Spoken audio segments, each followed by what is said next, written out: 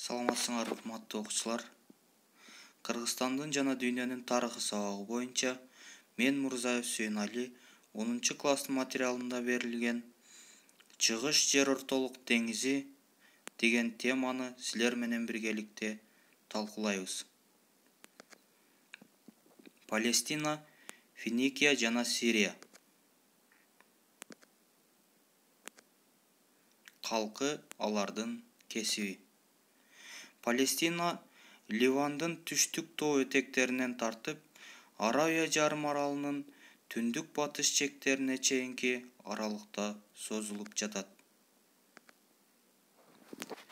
Археологиялык казуулар көрсөткөндөй, Палестинада адамдар байыркы таш доорунда эле отурукташкан. Палестинанын калкы бир түрдүү болгон эмес. Палестинага отурукташкан байыркы семит уруулары хананейлер болгон. Библияда бүт өлкө Ханаан деп аталгандыгы эскерилет.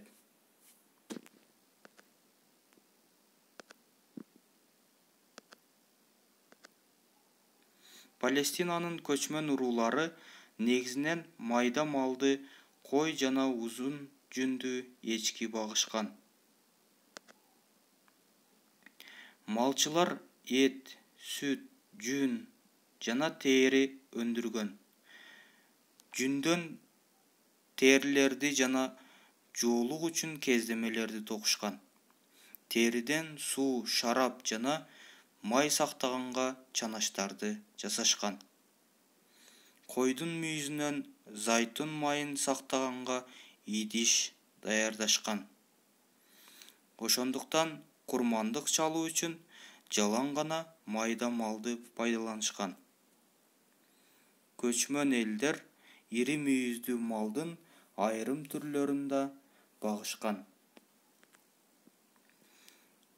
Жүк ташууга эшиктерди жана качырларды пайдаланышкан. Палестинада кол өнөрчүлүк эң байыртадан эле өнүккөн. Ар кандай имараттардын, шаар дубалдарынын, дарбазаларынын жана чептик чыңдоолордун калдыктары курулуш иштеринин эрте өнүккөндүгүн далилдеп турат.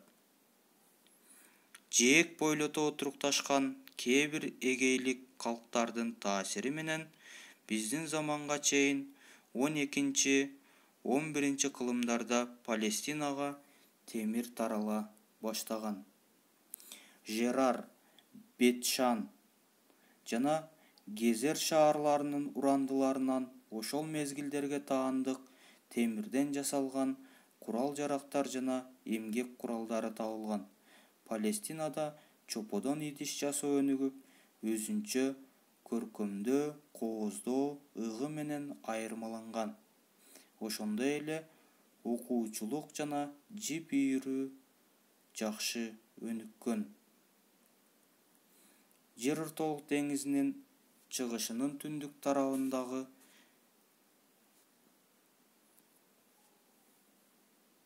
деңиз жээгин бойлой кеткен тилкеде Финикия орун алган. Финикия жана Сириянын деңиз жээктериндеги уруулар деңиз соода жолдору аркылуу байыртадан эле Европалык дүйнө, жер ортолук деңизинин чыгышындагы Кипр, Крит аралдары жана Эгей деңизиндеги архипелаг менен материктик Грекияга чейин байланышып турган.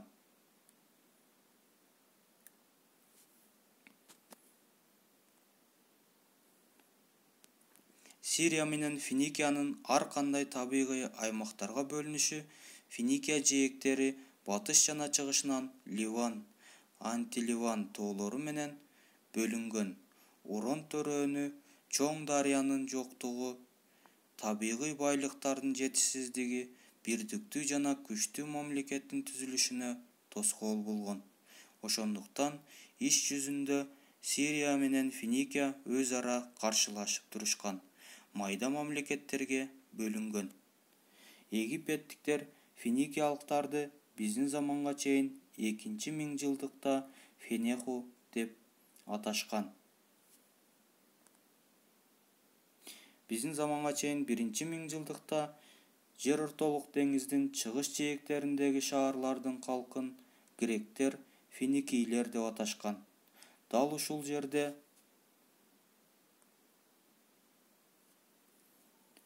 биздин заманга чейин 10-кылымда Борбору Сидондо жана Тирде болгон Финикия мамлекет түзүлгөн.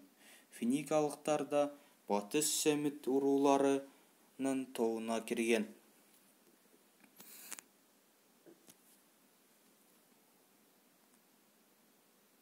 Финикия менен Сириянын көпчүлүк аймагы дыйканчылыкка ыңгайсыз болгон.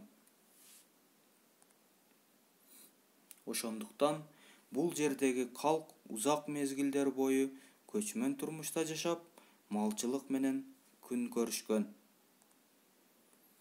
Бул өлкөлөрдүн бир аз гана бөлүгүндө, тактап айтканда Орон төрөөнүндө жана Финикиялык деңиз жээктеринде аба ырайынын жагымдуулугу, жер кыртышынын түшүмдүүлүгү жана суунун жетиштүүлүгү дыйканчылыктын өнүгүшүнө ыңгайлуу шарт түзгөн.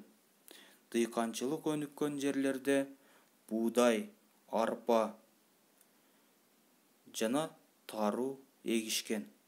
Жүзүм жана зайтун дарагы кеңири таралган. Айрыкча зайтун дарагы бааланган.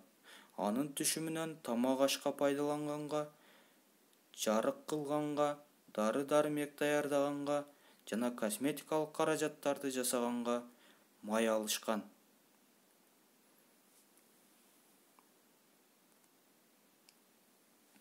Сирияда жана Финикияда кол өнөрчүлүктүн ар кандай түрү эң байыркы мезгилден эле пайда болгон. Египеттик папирустардын биринде Финикияда тоолор курулушка жарактуу көк тиреген эмендер жана кедрлер өскөн токойлор менен жыш капталган деп жазылган. Ошондуктан бул жердеги уруулар байыртадан эле жыгач иштетүүнү билишкен. Имараттарды чийки кыштан тургузушса да, аны бекемдеш үчүн карагайларды пайдаланышкан.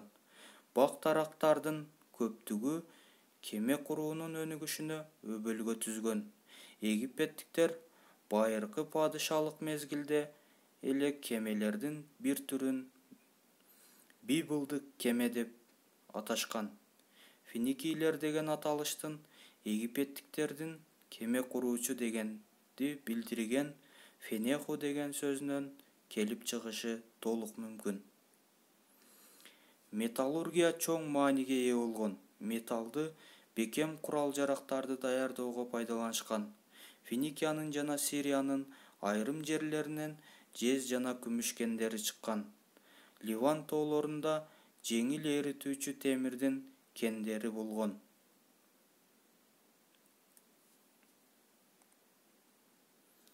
Шаарлардын гүлдөп өнүгүшү жана дини. Сооданын, айрыкча деңиз соодасынын өнүгүшү финикиялык колонияларды өнүктүргөн. Финикиянын эң ири соода шаары Тир жер ортолук деңизинин батыш бөлүгү менен кеңири соода жүргүзүп, Тирдин соодагерлери ал жерлерде көп сандаган колонияларды негиздешкен. Финикиялыктар андан ары батыш тарапка жылуу менен Африканын түндүк жээктерине жайгаша башташып, бул жерлерге бир нече соода шаарларын курушкан. Алардын ичинен Карфаген шаары алдыга озуп чыккан. Алыскы өлкөлөр менен болгон соода байланыштары жана кол өнөрчүлүктүн өнүгүшү Финикиядагы, Сириядагы жана Палестинадагы колониялардын, ири шаарлардын гүлдөп өнүгүшүнө өбөлгө түзгөн.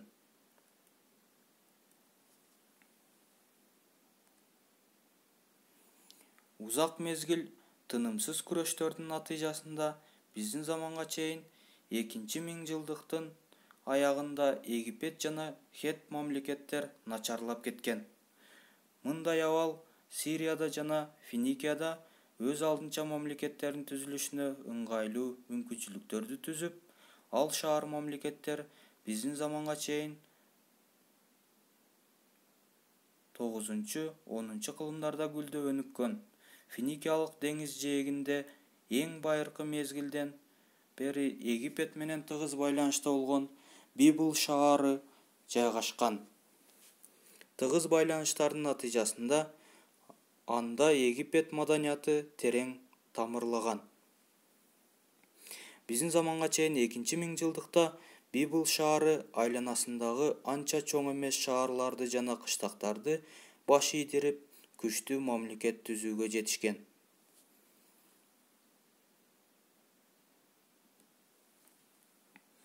Жер ортолук деңизинин жээктериндеги өлкөлөр менен соода жүргүзүп турган.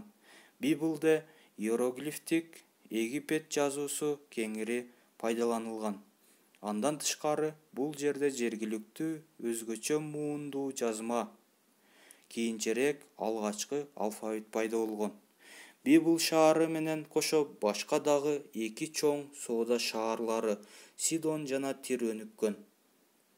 Сидон финикиялык сооданын бирден-бир байыркы борборлорунан болгон. Сидон шаарынын мааниси ушунчалык жогору болгондуктан, байыркы гректер менен израилдиктер финикиялыктарды сидондуктар деп аташкан. Кийинчерээк пайда болгон Тир-Сидон падышалыгынын падышасы Сидон падышасы титулун алган. Финикияга кеңири тараган диний ырым-жырымдардын башкы храмы Астарт Сидондо курулган. Тир шаары жээктен анча алыс эмес жана душман дээрлик өтө алгыс аралда жайгашкан. Биздин заманга чейин 969-936 жылдары Хирам бир падышалык кылып турган кезде, Тир негизги соода жана саясий борборго айлануу менен соода жана басып алуучулук саясатты кеңири жүргүзө баштаган. Финикиядагы шаар мамлекеттердин бири Угарит шаары болгон. Ал Оронт дарыясынын куймасында, Эгей деңизинен жана Кичи Азиядан Египетке алдыңкы Азияга кетүүчү деңиз соода жолу өтүүчү жерде жайгашкан. Ал жердин ыңгайлуу шарты шаардын чарбасынын, сооданын жана маданияттын өнүгүшүнө өбөлгө болгон. Биздин заманга чейин 2-миңжылдыктагы шаар Рас Шамрада жүргүзүлгөн.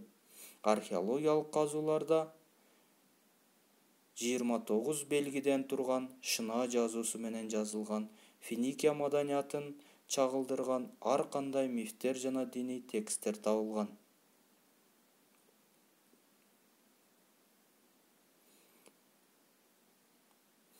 Финикиялык диний сыйынуудагы мүнөздүү көрүнүш адамды ал тургай балдарды да курмандыкка чалуу узак мезгилге сакталып калган. Бул Палестина жана Сирияга да мүнөздүү болгон. Адамды курмандыкка чалуу мамлекетке өтө катуу коркунуч келген мезгилдерде жүзөгө ашырылган. Биздин заманга чейин 4-кылымда эле грек-македон аскерлери Тир шаарын камалаган мезгилде шаардын дубалдарында македониялык согуш туткундарынын көпчүлүгүн кудайларга багыштап курмандыкка чалышкан.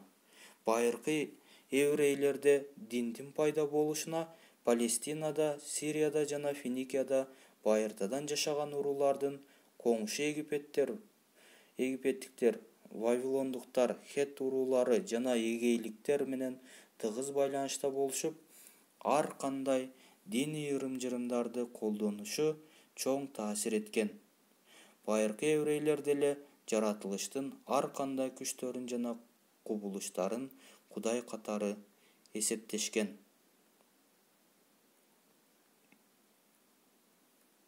Биздин заманга чейин 9-кылымда финикиялык маданияттын эң зор жетишкендиги алфавиттик жазууну ойлоп тапкандыгы болгон. Сооданын бир кыйла өнүгүшү жазуунун эң жөнөкөй тутумун талап кылган. Мындай жазууну пайдалануу менен ишке байланыштуу документтерин тез түзүүгө болмок. Сооданын жүрүшүндө тез жазуу керек эле. Иероглифтер менен шынаа жазуусу бул үчүн эң эле татаал болгон. Жазуунун эң жөнөкөй жана ыңгайлуу тутуму болгон алфавит Финикияда пайда болуп, соодада кеңири колдонулган. Финикиялыктар өз алфавитин жаратууда Египеттин жана Вавилондун бай маданий мурастарын пайдаланышкан. Финикиялык алфавиттин артыкчылыгы анда жалаң тамгалык белгилердин болгондугунда. Кийин финикиялык алфавиттин негизинде грек алфавити пайда болгондугун, бир катар грек тамгаларынын аталышы семит тилдеринен келип чыккандыгы далилдеп турат. Алфавит деген сөз гректин альфа жана бетта, византиялык аталышта вита деген биринчи эки тамгасынан куралган. Грек алфавити ошондой эле башка алфавиттер финикиялык алфавиттен келип чыкса да, азыркы алфавиттердин көпчүлүгүнүн түпкү теги арамейлик алфавит. Арине адамзат маданиятынын тарыхы үчүн финикиялык алфавиттин мааниси зор.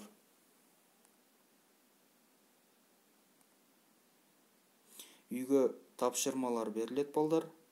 Биринчиси китептеги суроолорго жооп берүү, 174 бет деген.